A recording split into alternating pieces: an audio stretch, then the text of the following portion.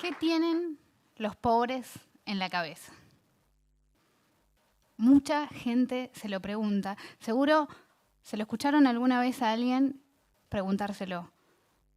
¿Qué tienen los pobres en la cabeza? Se lo preguntan cuando nos ven tener muchos hijos, cuando nos ven ser violentos, cuando nos ven usar unas zapatillas que parecen traídas de otro planeta. Pero sobre todas las cosas cuando ven que los pobres seguimos siendo pobres. ¿Por qué los pobres no salimos de la pobreza? ¿Por qué repetimos las historias? ¿Nos gusta vivir así? Mi nombre es Mayra Arena y tengo casi todos los estigmas que se pueda tener de pobre. Soy hija de madre adolescente, no tengo padre, somos un montón de hermanos, ninguno tiene padre. Dejé la escuela a los 13, fui mamá a los 14 y podría seguir. Pero antes de que se ponga medio deprimente, les quiero contar un descubrimiento que hice cuando era chica y que nunca le conté a nadie. Lo mantuve en secreto todos estos años y se los voy a contar hoy. Cuando yo era chica, soy de Villa Caracol, una de las villas más pobres de Bahía Blanca, donde yo crecí no había baño. Resolvíamos ese tema como podíamos, pero nadie de la villa tenía baño. Por supuesto que yo conocía baños, baño de la escuela, algún baño de algún lugar público, pero nunca había ido al baño de una casa. Una tarde, una amiguita me invita a jugar a su casa y, por supuesto, en la tarde de juego, en un momento, pido pasar al baño. ¿Cuándo pasó? Mi sorpresa. Digo, tienen 2 inodoros. ¿Por qué en una casa tienen 2 inodoros? Digo, ¿es uno para los grandes y otro para los chicos?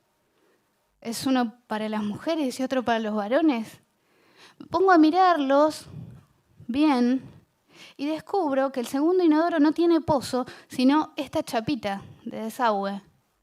Entonces digo, ese es el inodoro del pis. El secreto que les quería contar es que durante años hice pis en el bidet de mi amiga. Y lo que no les voy a contar es hasta qué edad seguí creyendo que ese era el inodoro del pis. Ese es un secreto que morirá conmigo. Pero volviendo al tema de qué tenemos los pobres en la cabeza, uno se empieza a dar cuenta que es pobre más que nada cuando entra en el sistema escolar. Yo me acuerdo cuando empecé el colegio, todos mis compañeritos tenían los útiles de los dibujitos que les gustaban y yo ahí con mis útiles del Estado. Yo me acuerdo, yo tenía una cartuchera del Hombre Araña y una carpeta de motos. Y mis compañeritas, en su inocencia, venían y me decían, ¡ay, esas son cosas de varón! Y yo, que me moría de ganas por tener algo como las otras nenas, pero jamás lo iba a reconocer, les decía, sí, me encantan las cosas de varón. Y al rato, de la nada, o aparentemente de la nada, a esa que me decía que mis cosas eran de varón, iba y la agarraba de los pelos. La maestra no entendía nada. Era un arranque violento aparentemente de la nada. La realidad es que la violencia empieza a ser una forma de vengarse de los demás por todo eso que ellos tienen y vos no. Pero además, incorporamos erróneamente la idea de que cuando somos violentos nos tienen otro respeto. Porque cuando uno empieza a ser violenta, te dejan de preguntar por qué tenés las zapatillas rotas, por qué tu mochila es tan vieja, por qué nunca traes lo que pide el seño, por qué tus útiles son de varón.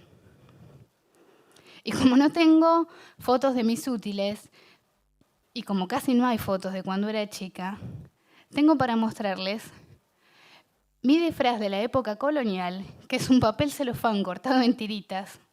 Y esta foto la pude recuperar gracias a que al día de hoy sigo siendo amiga del caballero del medio.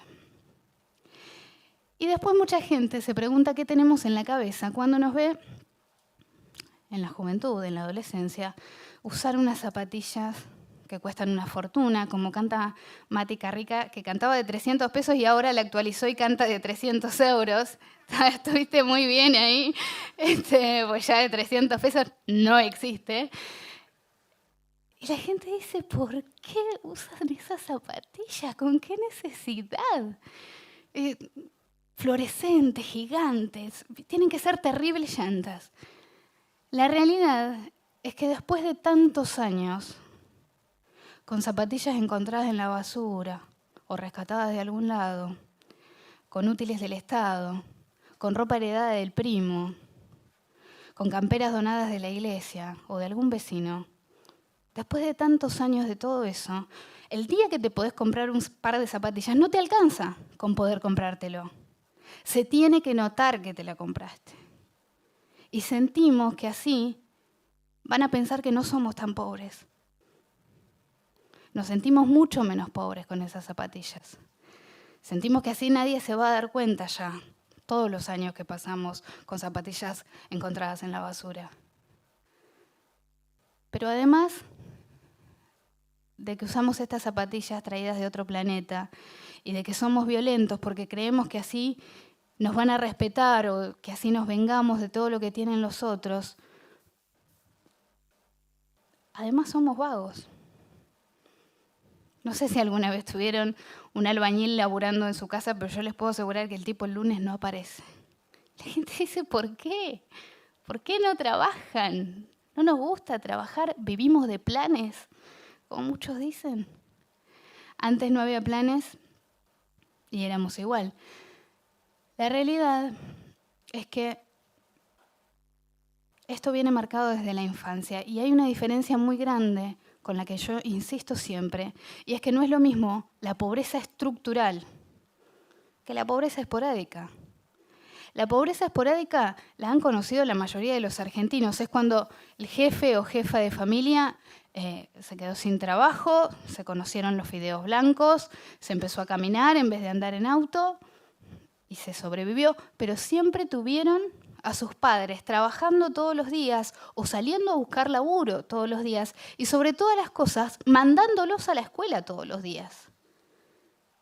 Los que crecemos en la pobreza estructural, los que crecemos en los márgenes de la sociedad, vamos a la escuela cuando podemos, cuando se puede. Jamás nadie nos enseña que hay que cumplir algo de lunes a viernes, jamás adquirimos la costumbre de madrugar todos los días. Y como ustedes saben, todo lo que uno no aprende de chico es muy difícil incorporarlo de grande. Y después ocurre que los empleadores te dicen, no, contrata un pibe, no viene nunca, siempre le pasa algo, pierde el colectivo. Y uno dice, ¿por qué? ¿Por qué no vamos a trabajar? La realidad es que no tenemos incorporado el ritmo laboral.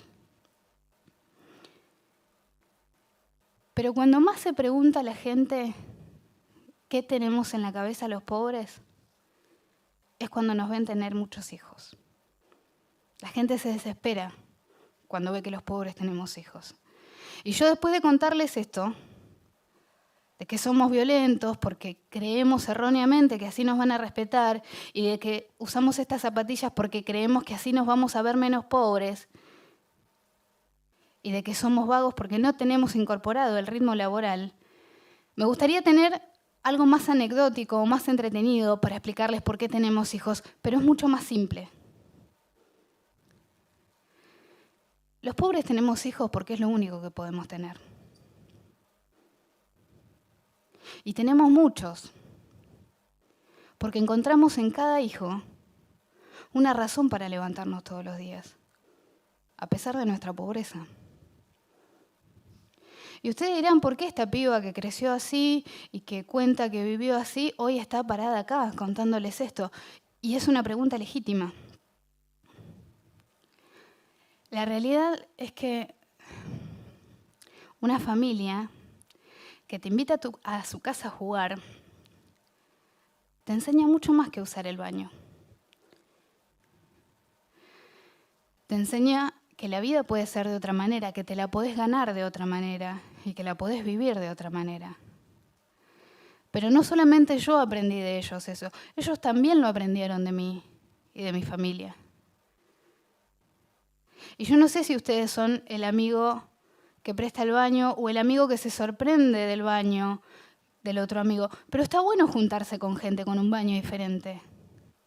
Y no solo por el hecho de que te enseña que hay otras maneras de ver la vida, sino por lo más importante y lo que a mí me llevó muchísimos años a entender, porque yo estuve muchos años muy enojada por los útiles, los disfraces, las zapatillas, pero entendí que nadie elige con qué baño nacer.